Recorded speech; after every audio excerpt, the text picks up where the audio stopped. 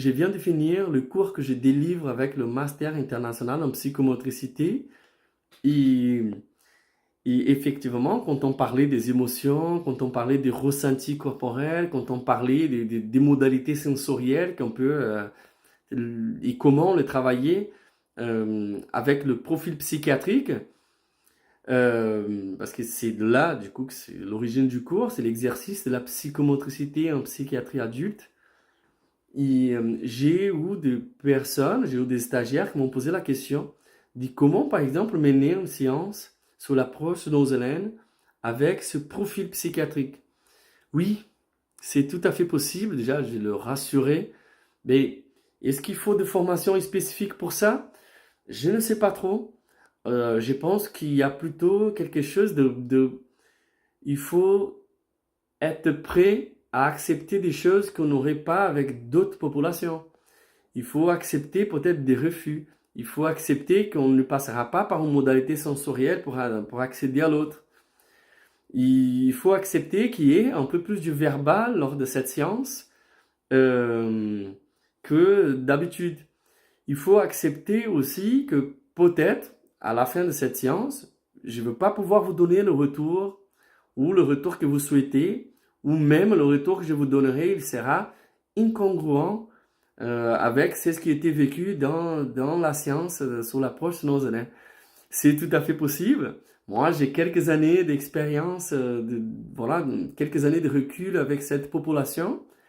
Euh, je leur ai expliqué en deux, trois mots les différentes possibilités et comment faire. Mais c'est un point aussi que je vais venir souligner sous une des prochaines actions de formation que je vais disponibiliser ici sur ces groupes. Et ça va faire un peu la suite de mon tout savoir sur l'approche de nos élèves, hein, qui évolue, notre pratique évolue, il faut pouvoir accompagner cette évolution ou en tout cas être prêt pour cette évolution de l'approche de nos élèves.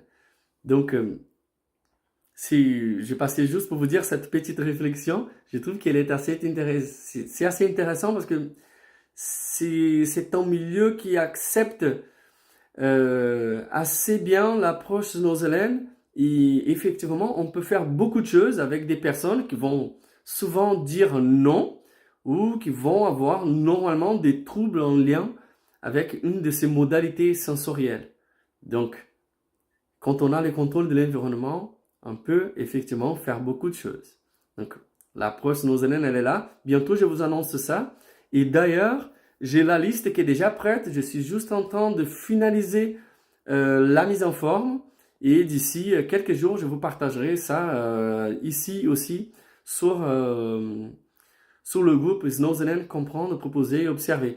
Après, vous pouvez aussi, si vous voulez, partager donc par les commentaires, hein, par les publications de ce groupe, ça vous pouvez pas parce que ça restera entre nous.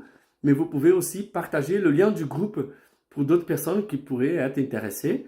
Et je vous remercie que ça me permettra du coup de diffuser des bonnes informations parce qu'on peut trouver beaucoup de choses aux bonnes personnes, donc aux personnes qui sont intéressées, qui sont à la recherche des débuts de connaissances.